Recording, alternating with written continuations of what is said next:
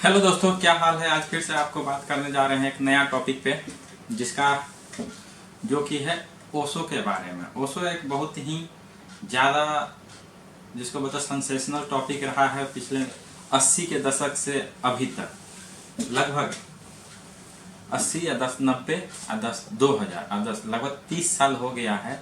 30 साल से ओशो एक ऐसा नाम रहा है जो कि हमेशा सेंसेशन में रहा है, हमेशा विवाद में रहा है। हमेशा नाम आते ही जो है बहुत तरह की सवाल और मतलब जहन में क्वेश्चन उठने लगता है। और तो और आप जितना ओशो के बारे में जानेंगे उतना ही सवाल आपके मन में उठता और बढ़ता चला जाता है। आप जितना उसके बारे में पढ़ेंगे, आप जितना जानना चाहेंगे, उतना और जो है आपके मन में सवाल बढ़ता है। समझ में नहीं आता है कि ये किस तरह का एक ऐसा धरती पे बोल सकते हैं कि मनुष्य के रूप में आए जो कि पूरे सिस्टम को, पूरे दुनिया को अपने इर्द गिर्द घुमाए जब तक वो जिंदा रहे।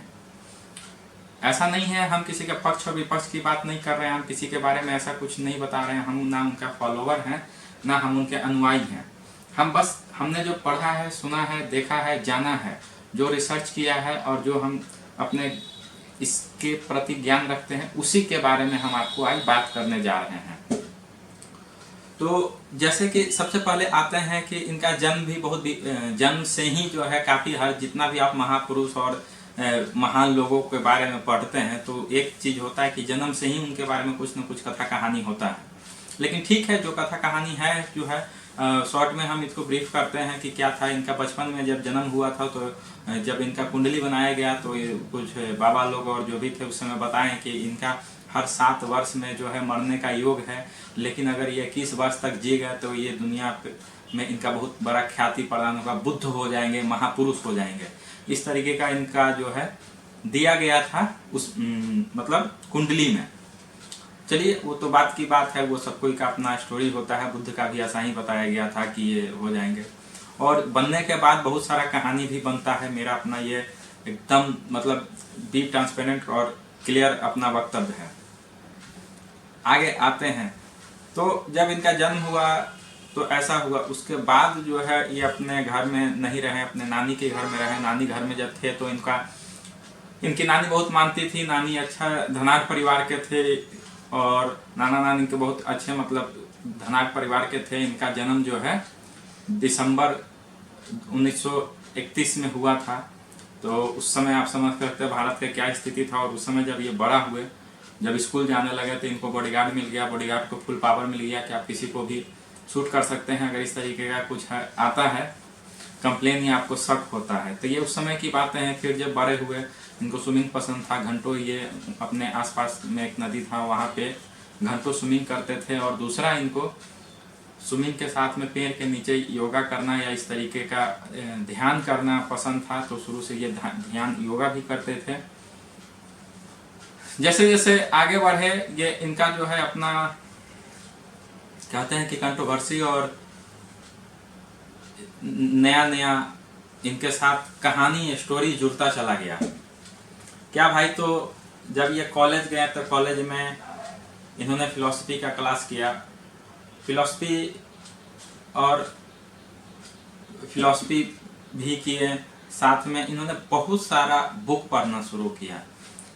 कुछ समय तो ऐसा हो गया था कि बोलते हैं कि इनका घर ही लाइब्रेरी बन गया था। इनके पिताजी कहते हैं कि ये समझ में नहीं आता है कि ये घर लाइब्रेरी है या लाइब्रेरी में इसका घर है।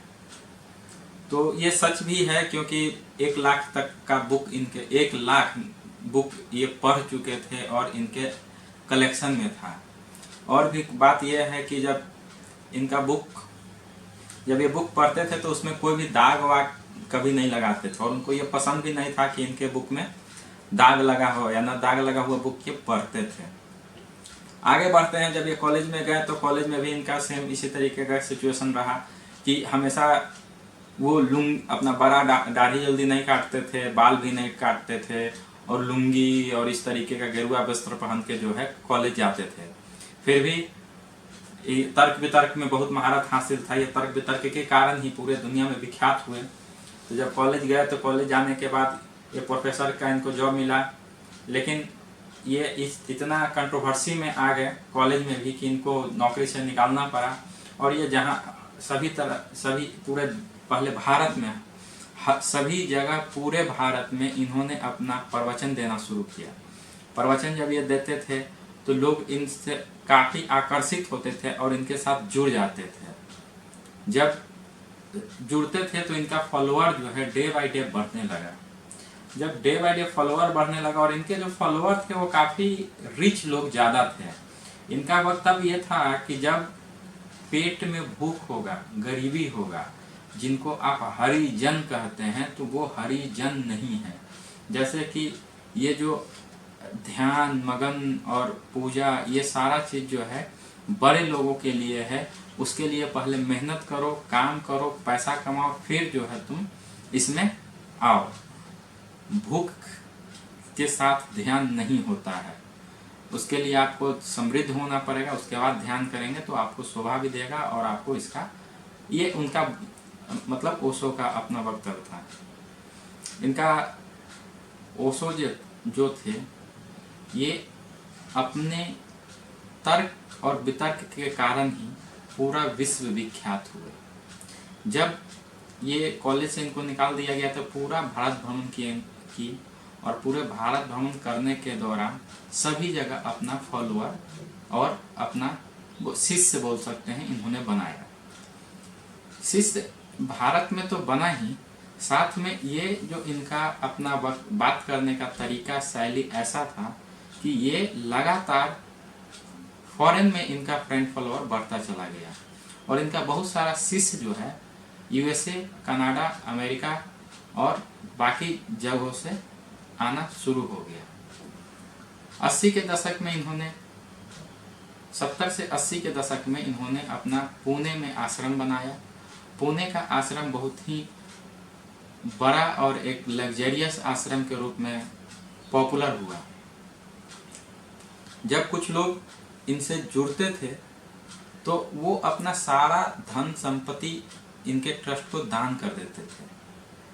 इससे क्या होता था कि इनके पास इनके जो संस्था है, उस संस्था में पैसा बहुत ज़्यादा मतलब बहुत तेज़ी से बढ़ा और बहुत ज़्यादा मात्रा में बढ़ा और इसलिए ये रईसों का बाबा भी बोल सकते हैं कि ये बनते चले गए। कहा ऐसा जाता है कि बॉलीवुड के विनोद खन्ना इनके यहाँ माली का काम करने लगे थे और इस तरीके का काफ़ी हॉलीवुड सेलिब्रिटी भी इनके साथ आके जुड़ी, जो कि आगे चल के इनके शिष्य के रूप में काम की। ये तो हो गई इनकी बातें। अब आखिर ऐसा क्या हुआ कि बाबा को देश से निकाल दिया गया? आखिर क्या हुआ कि इनको अमेरिका बाहर कर दिया अपने देश से?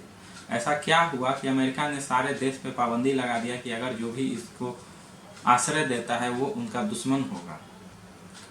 तो इस तरीके का बहुत सारा बात है जो बात बताने के लिए आपके पास हम आज हैं। 80 के दशक में इन्होंने जो प्रवचन देना शुरू किया वो धर्म के विरुद्ध बात करना शुरू किया। जो भी हिंदू धर्म है, मुस्लिम धर्म है, ईसाई है, सबके खिलाफ इन्होंने बोलना शुरू किया। खिलाफ मतलब ऐसा नहीं है, वो तर्क के साथ में खिलाफ की बात करते थे, लेकिन यहाँ के लोगों को ये पसंद नहीं आया, यहाँ के राजनेता को ये पसंद नहीं आया, यहाँ के धर्मगुरु को ये पसंद नहीं आया और हुआ अंत में ये इन पे काफ़ी एक बार जानलेवा हमला भी चाकू से हुआ, लेकिन बच गए वो और फिर इनको जो है देश से निकाल दिया गया। देश से जब निकाल दिया गया तो इनके काफ़ी उस समय तक शिष्य यूएसए और बाकी जगह के हो गए थे। तो यूएसए के कुछ इनके जो शिष्य हैं उन्होंने ऑरेगन, एक जगह है यूएसए में, ऑरेगन में लगभग 100 स्क्वायर मीटर मिल जो है जगह उन्होंने परचेज कर रखा था और वहाँ पे इन्होंने एक आश्रम बनाया। उनका नाम था रजनीशपुरम। इनका नाम में भी बहुत सारा स्टोरी है। जैसे नाम पे आते हैं तो इनका एक ओशो जो सबसे पॉपुलर, सबसे प्रचलित नाम है, इनका रजनीश नाम था जो कि इन्होंने खुद रख लिया था। फिर इन्होंने भगवान रजनीश अपना नाम रखा, फिर ओशो अपना नाम रख, इनका भक्त लोग ने नाम रखा। तो इस तरीके से बहुत सारा इनका नाम था। बचपन का नाम जो है इनका वो था चंद्रमोहन जैन। इनका बचपन का नाम था चंद्रमोहन जैन, और बाद में ये हो गए रजनीश, फिर हो गए भगवान रजनीश। सॉरी, हम आपको बता दें, पहले थे ये चंद्रमोहन जैन, फिर हो गए आचार्य रजनीश, फिर भगवान रजनीश, उसके बाद ओशो। इतना नाम इन्होंने अपना जो है समय समय पे बदलते रहे और नाम रखे थे। आगे जब हुआ कि जब इनका आश्रम बनाया गया, तो आश्रम नहीं, वो पूरा एक शहर बसाया गया। ओरेगन एक कह सकते हैं कि मरुभूमि जगह था, जहाँ पे कुछ होता नहीं था यूएसए का। तो वहाँ पे लोग जमीन मतलब लिए और वहाँ पे एक टाउनशिप के रूप में डेवलप किए। टाउनशिप ऐसा डेवलप किए, पहले तो छोटा सा एक आश्रम बनाए, उनसे किसी को कोई मतलब नहीं था, लेकिन धीरे धीरे इनका फॉलोअर बढ़ता गया और लगभग 50,000 तक वहाँ पे फॉलोअर रहते थे। साथ में उनका भक्त रहते थे, भक्त फॉलोअर सब एक ही हैं। और अपना ये प्रचलित तब हुए जब ओरेगन में अपना हवाई पट्टी, एयरपोर्ट, अपना ट्रांसपोर्टेशन, अपना सिक्योरिटी, अपना प्रशासन और अपना फार्मलैंड, ये सारा चीज़ जब डेवलप कर लिए और यूएस गवर्नमेंट के अगेंस्ट वहाँ के क्रिश्चियनिटी सिस्टम जो है, वहाँ पोप और जो ईसाई घर हैं, चर्च, उसके खिलाफ बोलना शुरू किए, तो वहाँ गवर्नमेंट इसके खिलाफ फिर एक्शन लेना शुरू की। तो कुछ इनका ऐसा कुछ प्रूफ या ऐसा कुछ था नहीं जिसके खिलाफ एक्शन लिया जाए, तो वहाँ पे कुछ ऐसा झूठा केस बनाया गया जिससे कि वहाँ लोगों को परेशान किया जा रहा है, लोकल लोगों को, और इसी के साथ में इनको भी जेल में डाल दिया गया। कहा जाता है कि उसी समय इनको स्लो पॉइजन दे दिया गया था, और साथ में जब स्लो पॉइजन दिया गया तो इनको ऐसे जेल में रखा गया था जहाँ सारे बीमार कैदी रहते थे। जब बीमार कैदी वहाँ रहते थे तभी इनको ऐसा कुछ प्रॉब्लम नहीं हुआ, तब इनको स्लो पॉइजन देके इनको फिर छोड़ दिया गया। साथ में ये इनको बंदिश लगा दिया गया कि 5 साल तक यूएसए ये नहीं आ सकते हैं। तब इनको बहुत सारे देश में गए, लेकिन यूएसए उनको बैन कर दिया था, तो बाकी देश में भी इनको कहीं भी इनका जो अपना प्राइवेट जेट था वो नहीं उतरने दिया गया। एक और कहानी विख्यात है कि ओशो के पास 100+ रोल्स रॉयल थी। रोल्स रॉयल के बारे में बताया जाता है कि आप कितना भी पैसा हो, रोल्स रॉयल आप नहीं खरीद सकते हैं, लेकिन इनके पास 100+ रोल्स रॉयल थी और ये चाहते थे कि 365 रोल्स रॉयल इनके पास हो।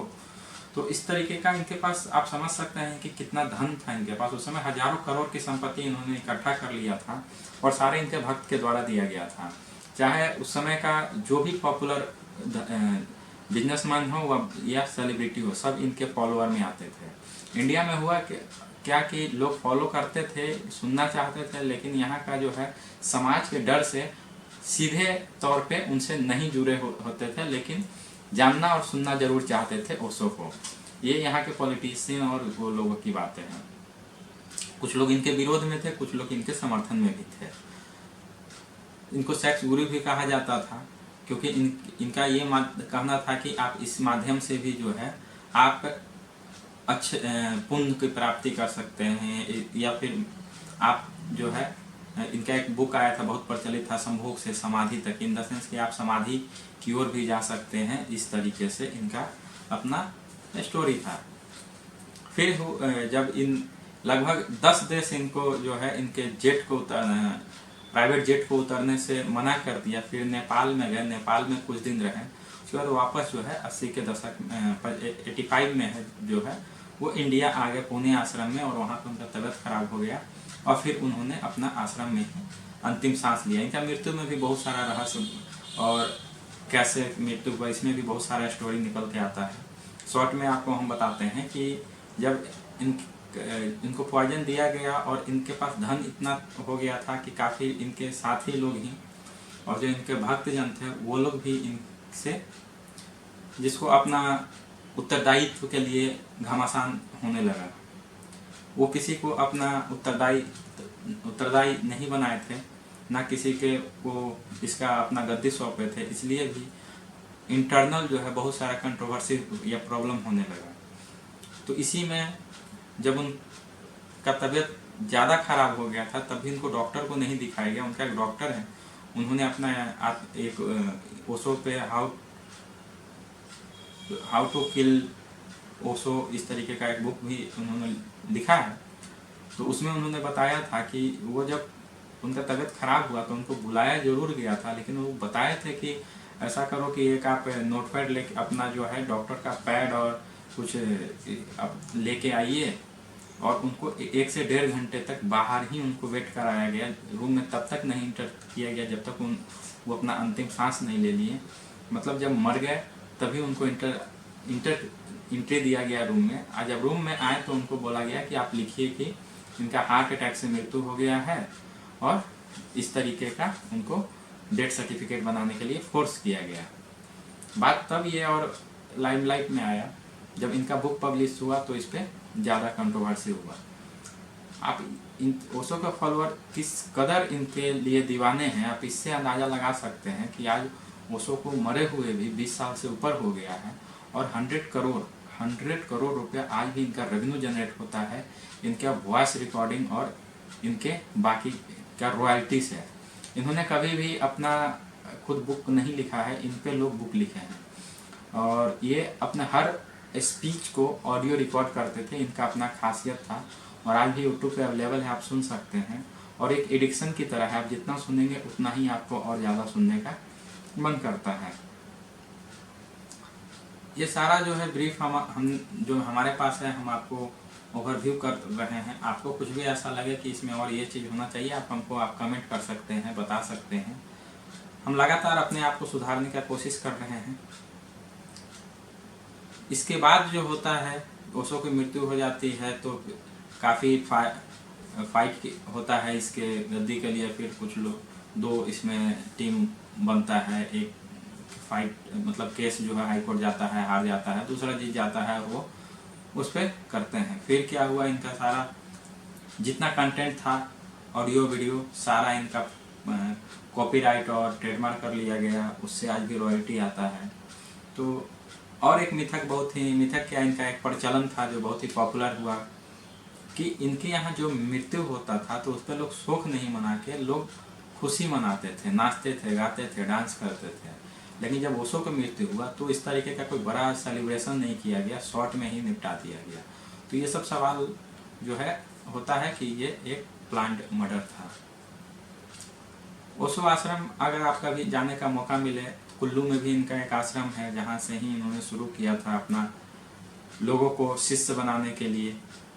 और जो पुणे आश्रम है ये इनका हेडक्वार्टर के रूप में रहा है, जिससे पूरा वर्ल्ड वाइड पूरा हर देश, मैक्सिमम देश में इनका अपना आश्रम है जो ऑपरेट हुआ है।